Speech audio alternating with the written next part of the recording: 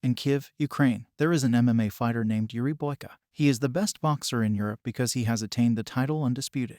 Boyka is taking part in an illegal fight one evening in a hidden arena. When the crowd cheers, he prevents the opponent from striking him once. After a brief one-sided fight, he knocks out the opponent by kicking him while still in the air. A Russian high-security institution now serves as the backdrop. Inmates participate, fighting for the warden's and guards' amusement. These competitions seem enjoyable to observers, but the right players can turn them into incredibly nasty events. Kashmir is the deadliest prisoner ever and a beast of a man. In order to stop him from harming anyone outside the ring due to his aggression, the guards must bind his limbs and close his mouth. Kashmir's opponent is just half as tall as he is and can't punch Kashmir very hard. He knocks the man to the ground, punches him in the face, and breaks his neck. The conflict is resolved after his face has become deformed and stained with blood. Kashmir is renowned for having no mercy and eliminating all of his adversaries. He is more of a monster than a person, so he doesn't feel bad about killing so many people. Unlike him, Boyka is a decent person outside of the ring. Although his life hasn't been the best, he served time in prison and is currently a wanted person in Russia. He has been able to move past his mistakes and is trying to make positive changes. He constantly performs acts of kindness and even helps a Kiev church. He's given the priests advice to consider changing careers in the future. The comment surprises the warrior because Boyka has always had the priest's backing.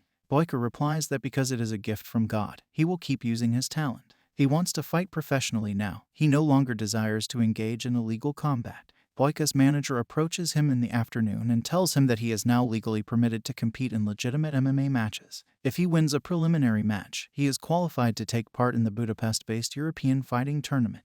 The qualifying game is played on the following day. This is one of Boyka's most important fights, and he's willing to risk everything because of that. Russian man Victor is his adversary. Boyka begins the match by kicking off and makes the first successful attempt. In the first few minutes, he successfully repels every assault made against him, demonstrating his defensive strength.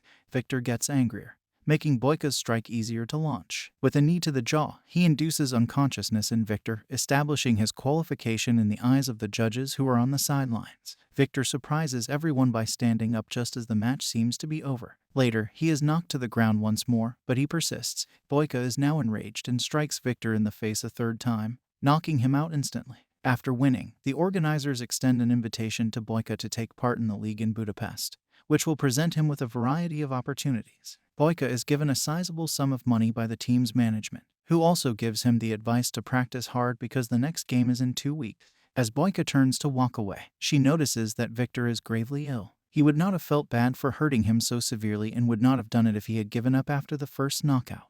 Boyka recalls the priest's advice and quickly prays for Victor's recovery. At night, he has nightmares in which he kills a rival in the ring.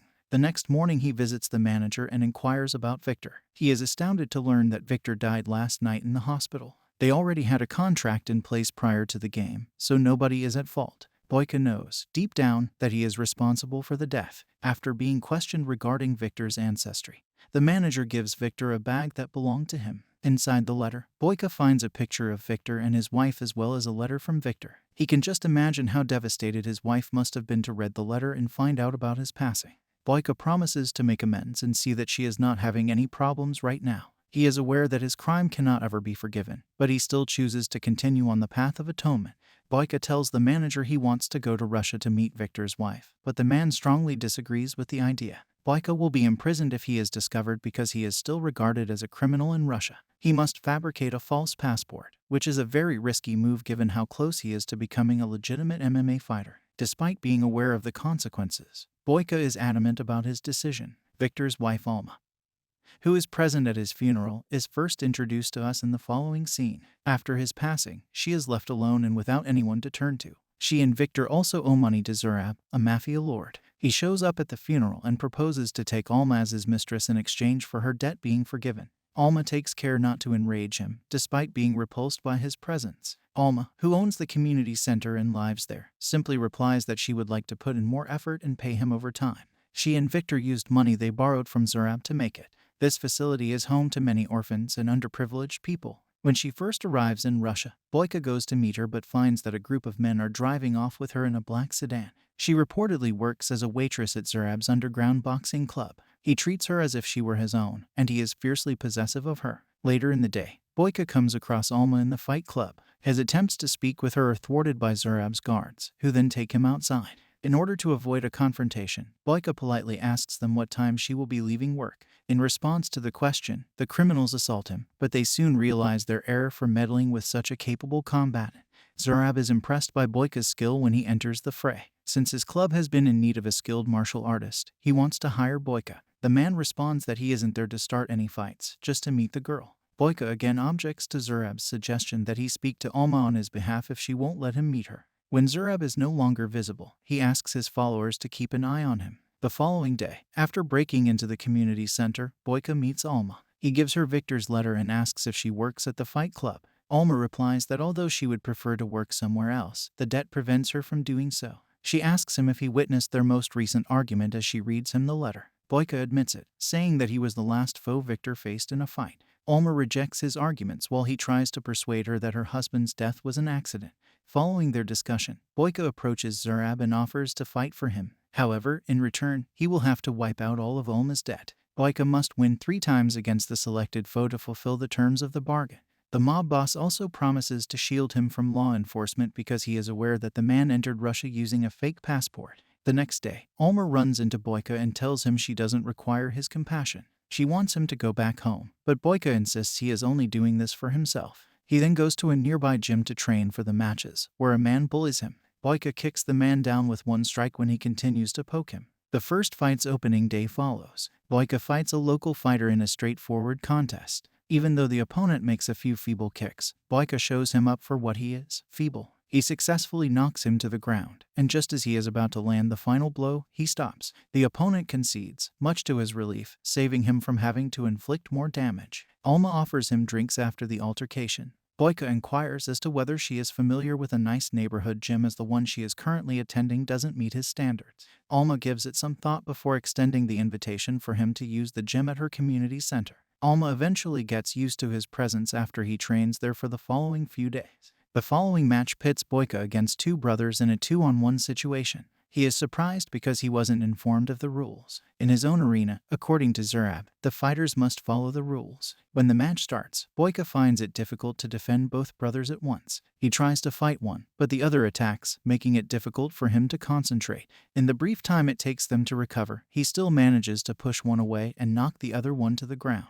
Up until boyka is kicked in his already hurt lower back, the match is evenly matched. Up until he recognizes Alma in the audience, the pain is intolerable, but he keeps fighting. He then kicks both of their asses to complete a double knockout. No one anticipated that he would also win this match, so the crowd erupts in applause. The following day, Zurab goes to meet Alma and makes advances toward her. He approaches her and when she rejects him, he claims she slept with boyka. She is further incensed by his assertion that boyka killed her husband on purpose and that his death was not an accident.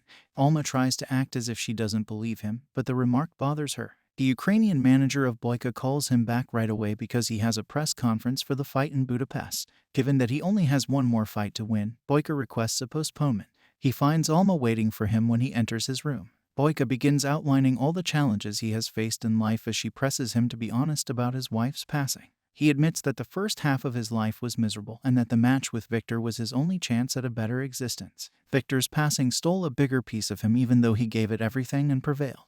Alma finds it very difficult to accept his assistance, but he begs her to give him the freedom to do what needs to be done. Boyka's final fight is at night against Igor, Zurab's best fighter, who has been making fun of boyka since the moment he arrived.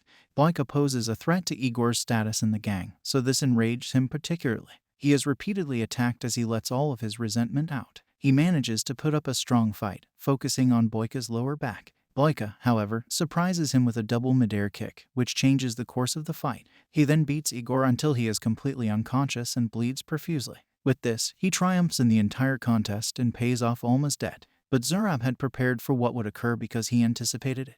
Boyka is cut off by the man, who explains that their agreement won't end until he vanquishes 1 more foe. Boyka has only a brief window of time before his meeting in Budapest, which is crucial to his future. He does not want to leave, though, without saving Alma. In order to prepare for the final champion, he orders the management to wait until the following morning. The adversary is Kashmir, the beast that has engaged in combat with and dispatched every one of his rivals in the Russian prison. He is placed in chains and brought into the arena due to his violent tendencies. Once the fight starts, Boyka is too exhausted to continue. Kashmir appears to be immune to most of his attacks despite his best efforts because of his build. Before being kicked in the jaw, the beast strikes him repeatedly. Boyka falls to the ground from the impact and tries to get back up. Moments before the battle is over, he musters the strength to stand up, but he is quickly knocked back to the ground.